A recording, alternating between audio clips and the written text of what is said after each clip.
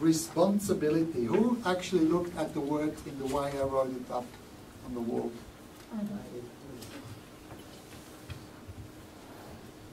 What does it mean, responsibility? The ability to respond. Yeah, that you have the ability to choose your response. What does that mean? That you can't blame anyone else. That's a hard one to swallow.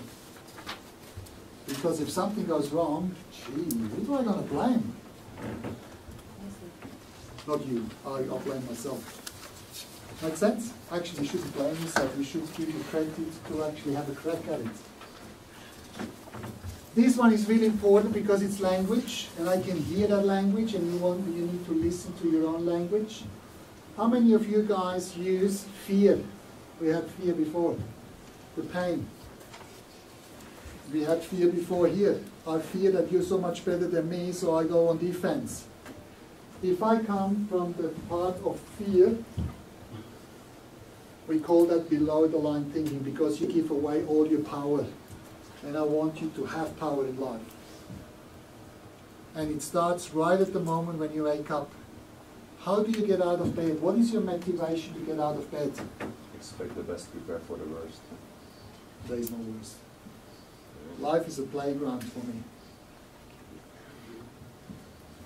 Are you using failure? The word failure? Yeah, I do.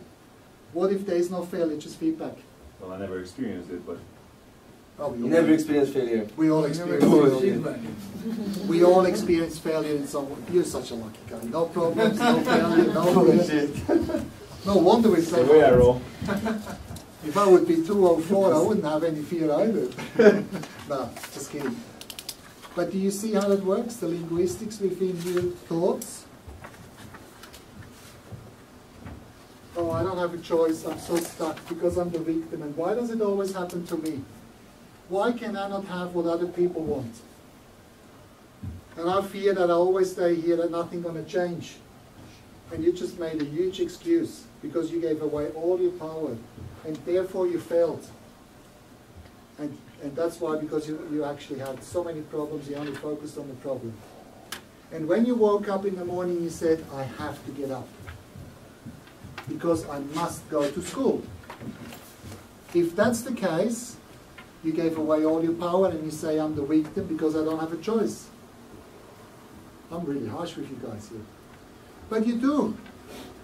Because if you actually take responsibility because you have the ability to choose your response, and you wake up in the morning and you say, you know what? I can go to school and I want to go. Because I want to learn, because it will help me to get feedback, to take action. You're not going to procrastinate at home watching TV, hoping that some courage comes in the mailbox. You check the mailbox, still no courage. And you think, one day when I have more courage, I will stand in front of people and do a presentation. Guess when the courage comes in? Actually, when you do it, because that's when you need it. So don't wait for it. Challenge yourself and get things done. Yeah? And if you screw up, so what? So you're going to focus on the failure and you're going to beat yourself up and say, you see, I shouldn't have done that, I'm not good enough? Or are you going to say, you know what? Good on me. At least I had a crack on it. Because most people didn't even try. I did. Yes, I screwed up. And I'm thankful that I actually had the opportunity to screw up. And next time I'm going to do much better. Because of the experience. So it's not failure. Because that screwing up provided you with feedback to become even better. How does that sound? Yeah, but How much pressure does that take off you? Isn't like the underlying thinking? Each human has to go through that phase. So when he goes through that phase, he has a motivation to get out of it. Something pushes him to go and think of something else. But you see, keep in mind, if you're motivated by the pain and you say, you know what, I screwed up, And I'm going to make sure, whatever it takes to make sure I'm not going to screw up again, and therefore next time I'll not even put my hands up anymore. You're giving away the power. You're giving away the opportunities. You're giving away the opportunities. We could add that as well. And you stay on the bottom. But still the thing could be also because I didn't put up my hand, failed, and the next time I'm telling myself... And that is, not putting up your hand is procrastinating. Yeah, so for the next time I put my hands up, so then I can, you know, say that I'm doing something better for the next time. I don't do the failure I did in the first time, so this time let me put my hands up. That's only if you learn from your mistakes. Yes, exactly. Okay, there's a saying. Learn from the past, live in the moment, and prepare for the future. Exactly. You may want to write that down if you don't know yet. I'm not saying you need to learn, but you can learn without beating yourself up. You can learn with a positive attitude. Remember the filters? Do you believe that you're not worthy anymore to do another presentation? Do you believe that you're never going to be good in presenting? And suddenly these become your values and beliefs. Oh, I'm never good enough. How many people do you see, especially in education, they were intimidated by the teacher once when they were maybe 6, 7, 8 years of age. And because people laughed at the person, they became the funny guy. And they made fun out of everything because they created an identity of being the clown. And then you go into a class reunion 30 years later and he's still the funny guy. Because he became programmed by that one incident that he said, you know what, I'm never going to try because the pain was too much. That's where the person needs to work on the filter and say, you know what, that was a long time ago. Change the beliefs. Change the beliefs and be clear that the action, the behavior was not you as a person. And that will help you to try again. There was a beautiful discussion to finish it off. We haven't covered everything, but there's a lot of good stuff in the book. But I hope you got value. What did we say? Got me out here. Judging, because that beautifully fits in here. How often do we think people judge us? Often. What if we are not even that important that people judge us? What if we actually just have a perception that people judge us, but in fact we're actually judging ourselves? We don't need anyone for that. Who's doing a really good job in judging yourself? We believe people judging us, but we're doing that to ourselves. Right? Why is that?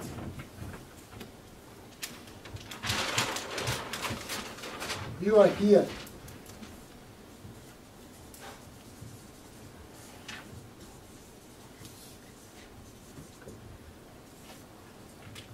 You are here. And you have a problem in front of you. Right? And you want to write that down as well. You do the best you can with the resources you have. Who believes that they could do better than they do right now? Put your hands down again. No, you can't. If you would be able to do better, you would do it. That's demotivating. No, It sounds so bad. No, it's not. And again, it depends on how you look at it. And it should take a lot of pressure off. If you know you're doing the best you can with the resources you have, there's no more blame, there's no more judgments. There is, what is there? There's acceptance. There's acceptance of who you are and that you're good enough. No, Yes. never. Why not? Then what drives you? To become even better. Because every second you have a second choice to get better. I'm not saying you should stay where you are, because guess what? You cannot be the same anymore. I promise you, when you walked into that door, you can never be the same person anymore. I had an influence on you, like it or not. You cannot be the same anymore because I created something within you that shook up your brain. Some of the things you maybe agree, some of the things you may don't agree, and that's fine. That's fine. But something happened. And I'll explain it to you. These are the skills, the knowledge, and the attribute you have here. You're confronted with a problem. And you do the best you can with the resources you have. It doesn't work, and you judge yourself. And who do you judge? You judge the person you used to be. With the knowledge you have now, not before the problem. Make sense? Mm-hmm. And that's why the judgment is there. Knowing that, acceptance is very important. I got it. Does it make sense Yeah, now? that makes sense. And that creates a lot of problem. Because you see, the knowledge you had through experiencing the problem, and I wouldn't even say it's a problem, it's an opportunity. Again, problem here. Oh, that's a problem. I don't want it, but there's nothing I can do. Yes, you can do something by creating solutions. But even if you don't get the result, you shouldn't see it as a failure because you give away your power. You should see it as feedback. A few weeks back, I walked into the office with my co-worker. And I said, "How are you going?" I said, "I'm doing really well." I said, "Yeah, you look really happy. What's happened?" I said, "I just came back from a client and I really screwed up." He looked at me like, "You did what?" I said, "I really screwed up." I said, and you're happy? You're doing well? I said, "Yeah." And I was like, "Okay." Couldn't believe it. But guess what beliefs I had? You know the 7 filters? What beliefs did I give to screwing up? I said, "You know what? I have so much work experience and I came across that client and I screwed up really badly. But I believed that I'm thankful, that I should be thankful for having the opportunity to come across that person who told me so much. By being able to screw up, but not getting disencouraged, but actually getting encouraged to think about, to analyze the past, living still in the future and being happy to have that opportunity and making sure it's not going to happen again in the future." Yep. So then you screwed up with a client, and after that you were grateful that you had the opportunity to learn from that, knowing that the next time with other clients you won't screw up again, right? And but I'm not done. fixing the problem by creating a solution to fix what I screwed up before. Yes, but then you had the opportunity to go again to a next client. But what about people that don't have this opportunity? And if they screw up and then their boss says, "Okay, bye, you're fired," what should they do?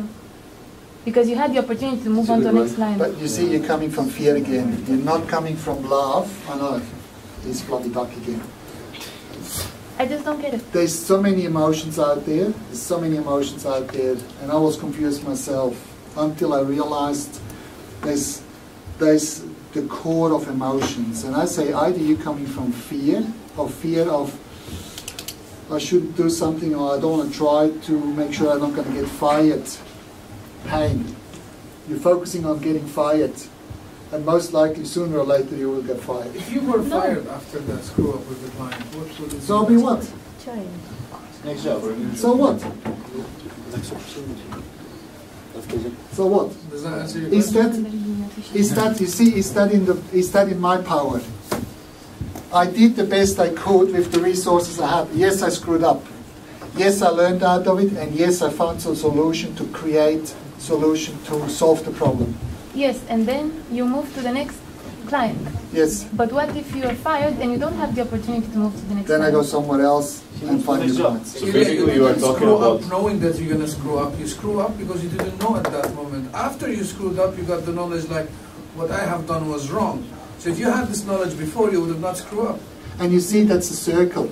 I got you. Can I blame myself of being fired if I know that I did the best I could with the resources I have? No. I'm not saying I deliberately screwed up to get fired. I didn't say that either. So No, but just let's see if I understand now. You basically are talking about a different type of satisfaction, but basically means that you are happier for screwing up things than actually accomplishing things, because that way you can make sure that the next time when a similar task is coming along, you can complete it for sure. Yes, because only by, well said, because only by taking action you have the opportunity to screw up. But at the same time you also have the opportunity to learn. If you say, you know what, I'm going to procrastinate at home and I want to watch television and I'm not going to do anything because I fear that I'm going to screw up, and then I would really judge myself badly. By not doing anything, for sure you're going to get fired because you're paid to do something. But what I'm saying here is the discussion we purely had around values, beliefs and decision making right now. What I'm saying as well is, why would you pick negative beliefs who hold you back if you can choose to actually adopt positive beliefs and move you forward? And what you spoke about, and actually we need to finish off, otherwise I have a problem. But I will find a solution. But what you say is, and there's a good book as well from, it's called The 7 Habits of Successful People from, I don't know the author anymore, but you will find it. And he talks about the inner circle and the outer circle. Quite often we try to control what is not in our control. What I'm saying is control what you can control, which is your own action, your thoughts. And try to control the people around you, your team, because you're going to be managers on that, by influencing them in a good way. I really don't works. Influencing means you're using your communication, and that's a beautiful summary. You're using your communication skills to speak their language so you can build rapport and relationships so you can get the best out of it. And you can only get the best out of it if you motivate people towards pleasure, not with pain. You're not going to motivate people with threats, with written warnings, with verbal abuse. You're not. You're not. Let's face it.